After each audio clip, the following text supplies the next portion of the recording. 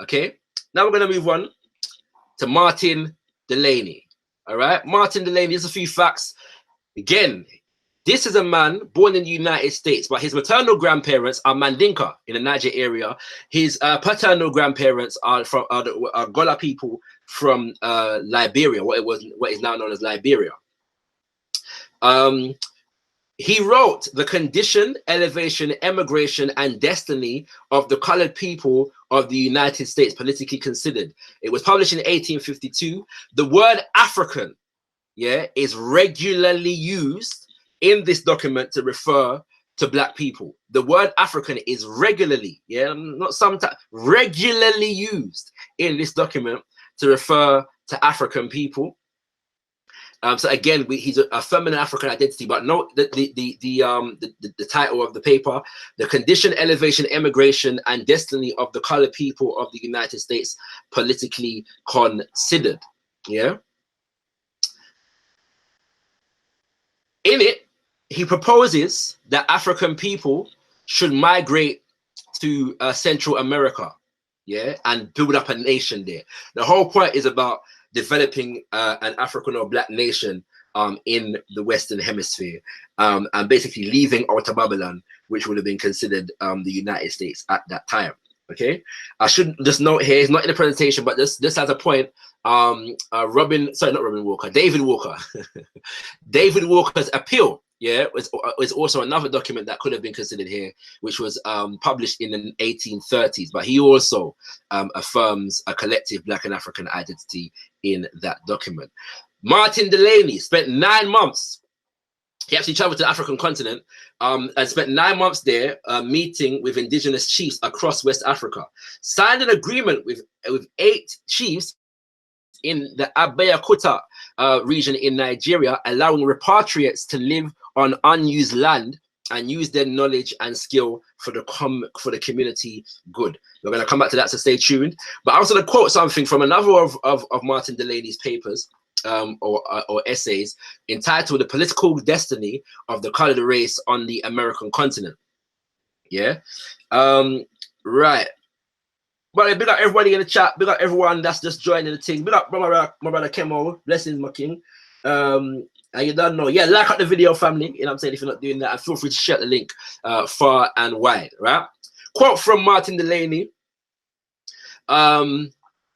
He says, "Let it be understood as a great principle of political economy that no people can free themselves who themselves do not constitute an essential part of the ruling element of the country in which they live.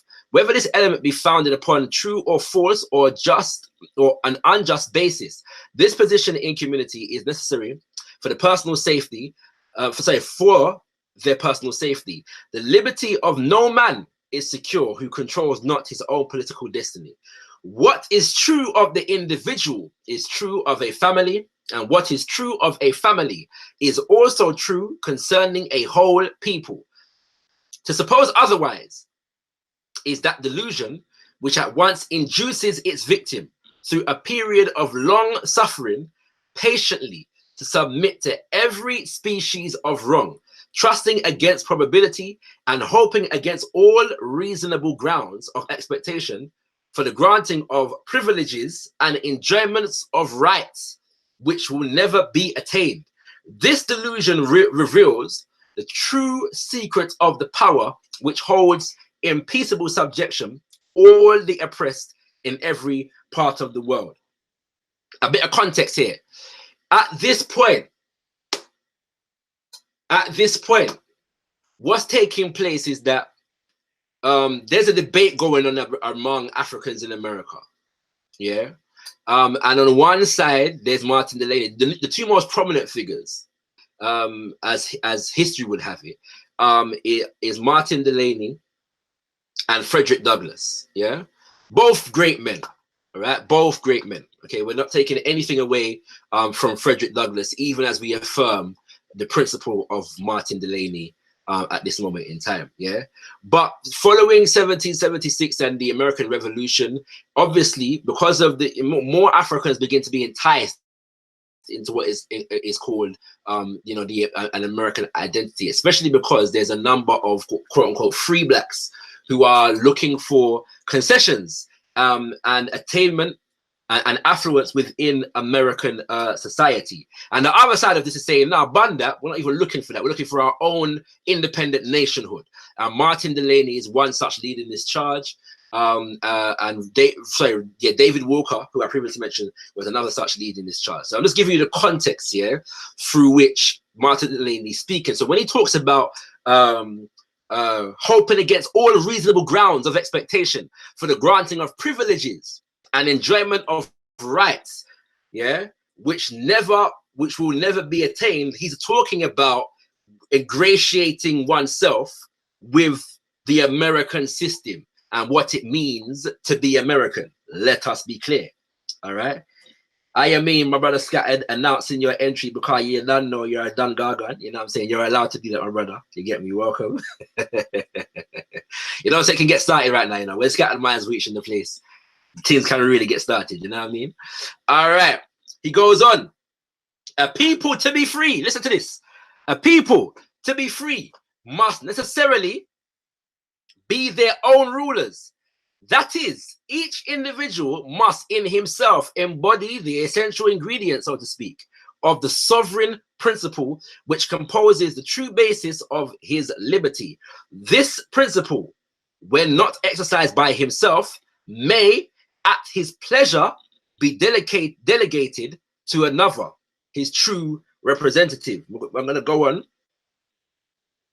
To be successful, our attention must be turned in a direction towards those places where the black and colored man comprise by population and constitute by necessity of members the ruling elements of the body politic, and where, when the occasion shall require it, the issue can be made and maintained on this basis, where our political enclosure and national edifice can be reared, established. Oh my days, forgive me for the spelling mistake, I can't remember what this was supposed to be, I apologize. And proudly defended on this great elementary principle of original identity. Original identity, where our political enclosure and national edifice can be reared, established, and proudly defended on this great elementary principle of original identity. Upon this solid foundation rests the fabric of every substantial political structure in the world, which cannot exist without it. He's talking about original identity here. And so soon as a people or nation lose their original identity, just so soon must that nation or people become extinct. Powerful though they may have been, they must fall, because the nucleus which heretofore held them together becoming extinct, there being no longer a center of attraction or basis for a union of the parts, a dissolution must as naturally ensue as the result of the neutrality of the basis of adhesion among the particles of matter.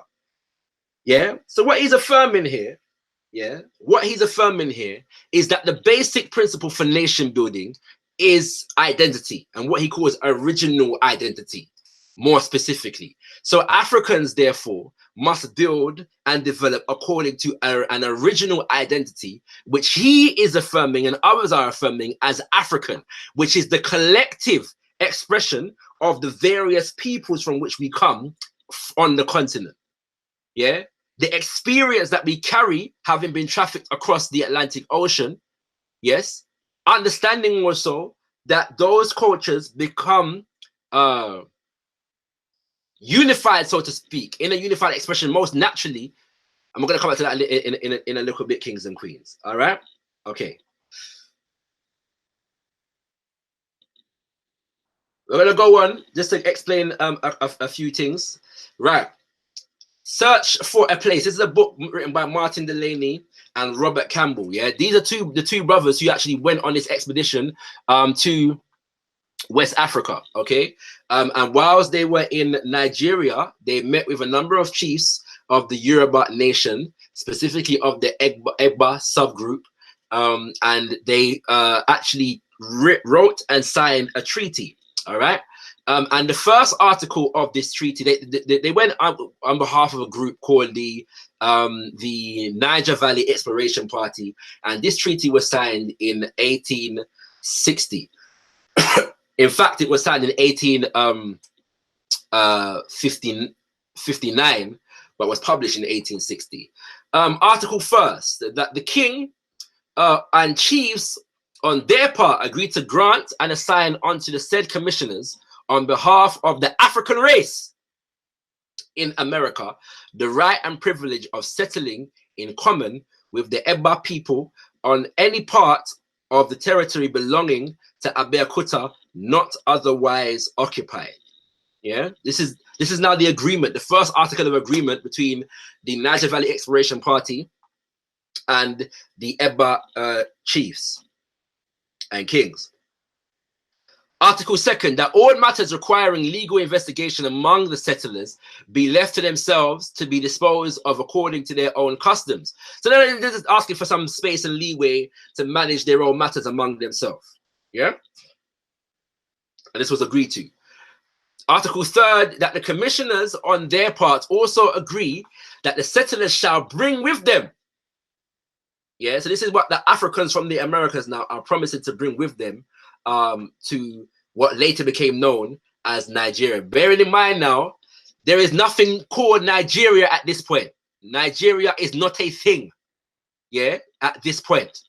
But African identity and the desire to develop African nationhood is a thing. Okay? All right. Nigeria would not become a thing until 1914. Okay. And I should also point out at this point that Robert Campbell is actually born in the Caribbean. Yeah, he's actually an African from the Caribbean. Okay, so it's an African from the United States and an African from the Caribbean. All right, right. So let's bring with them as an equivalent for the privileges above accorded. So basically, they've been granted land.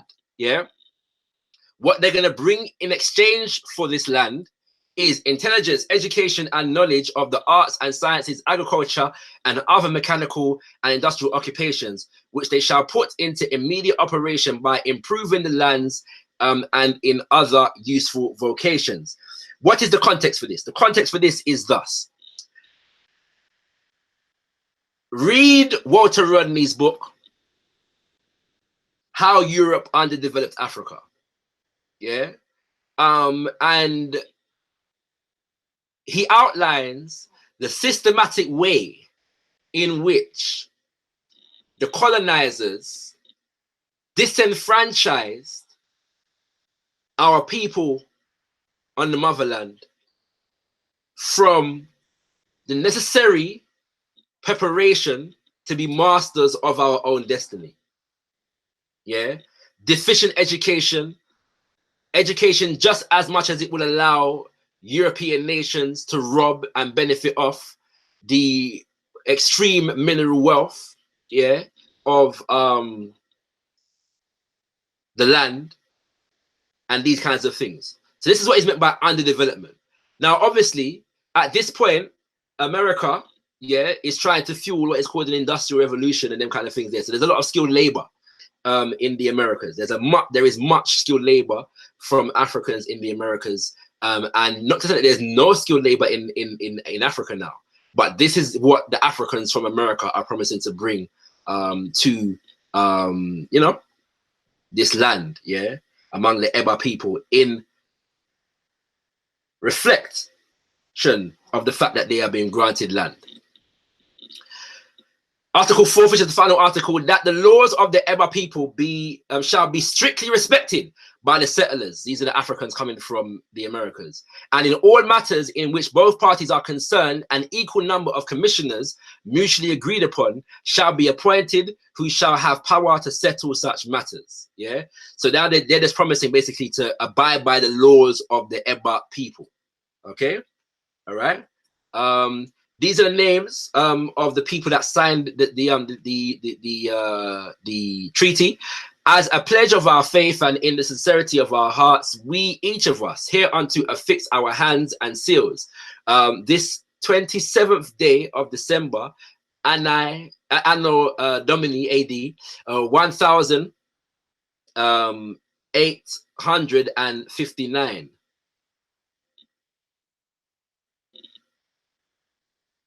Yeah, family. These are the names of the people that signed the petition. Okukenu Alaka, Samoye Ibasharun, Sokenu Balogun, Ogunbona Balogun, Atambala Balogun, Ogunseye Anaba. This name, it was at least my pronunciation, you know. And Tabo Balogun Ose, Ogundemu Ayeoko, Martin Robinson Delaney, Robert Campbell. Okay, all right. Moving forward, Kings and Queens. So that's what happened there. I should just give you the end of the story here, in the sense of the fact that what happened is the colonial authorities, because bearing in mind that the British were, you know, already in this area fighting wars with people and trying to annex off land. Yeah, the Berlin Conference would take place 20-something years later, but there's a lot of wars all throughout the 1800s. The 1800s is littered with colonial wars, yeah, where Africans, this is the period of what is called a scramble for Africa, okay? And so there was a lot of manipulation going on. The colonial authorities got involved with the Eba chiefs in order to thwart the program. And what happens also is that the American Civil War begins to kick off, yeah, in America, and so because and a law is passed that allow, and I'm forgetting the name of this law, you know, forgive me, but it allows the American government, yeah, to basically kidnap, quote unquote, freed slaves and reinstitute them back into slavery. And so Martin R. Delaney considers it his duty to stay and fight on behalf of the African people there. The Civil War kicks off, and he fights in the Civil War as well, you know, against the South and these things. Yeah, but all of these things are him trying to defend African people in that respect. And so those two events, the colonial annexing of West Africa and the Civil War in America, kind of thwart this kind of whole program.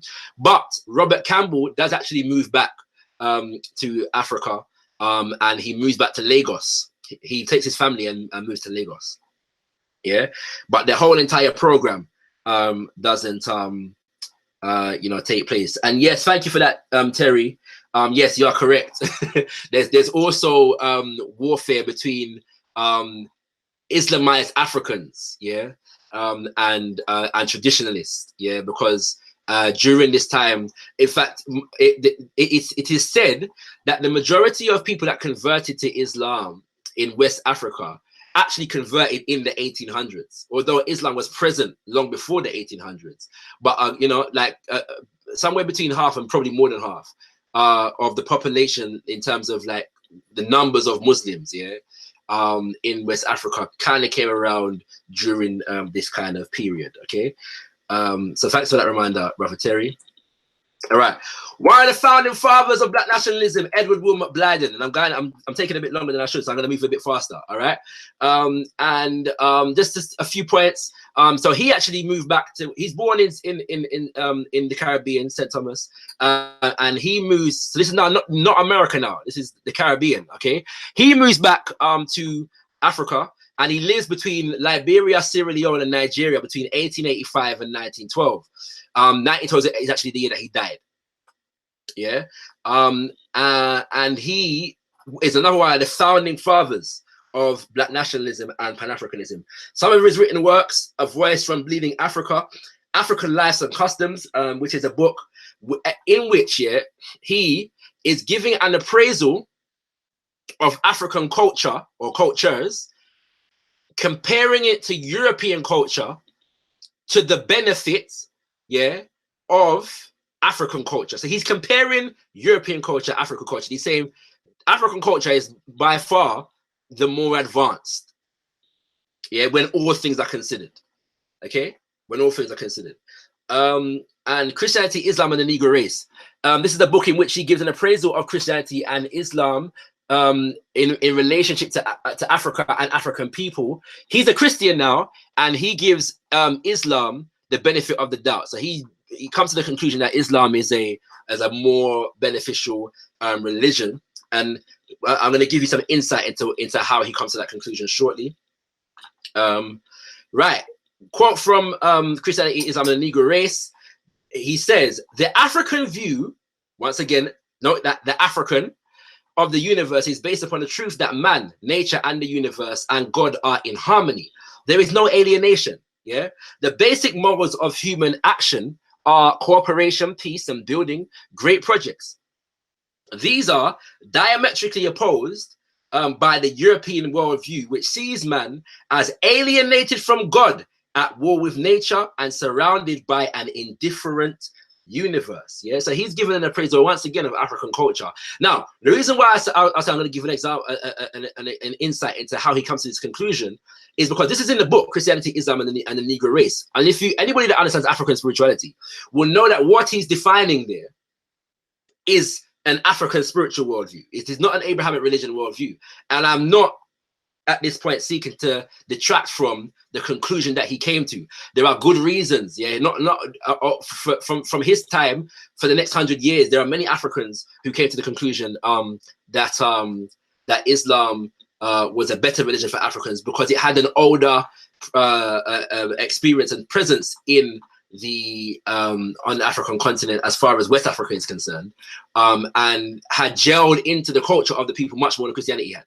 Or Western Christianity had at that particular moment in time. So there are good reasons for why he comes to that conclusion. I'm only making a point here that what he's describing here is an African spiritualist view.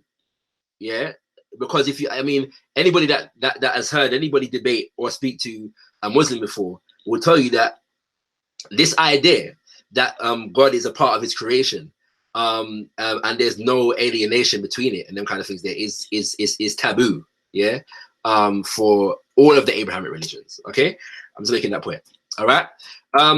For us, he goes on in he says, sorry, in the next thing now, this is a lecture to the Young Men's Literary Association in Sierra Leone, May 19th, 1893, and it was recorded in the Sierra Leone Times, yeah, May 27th.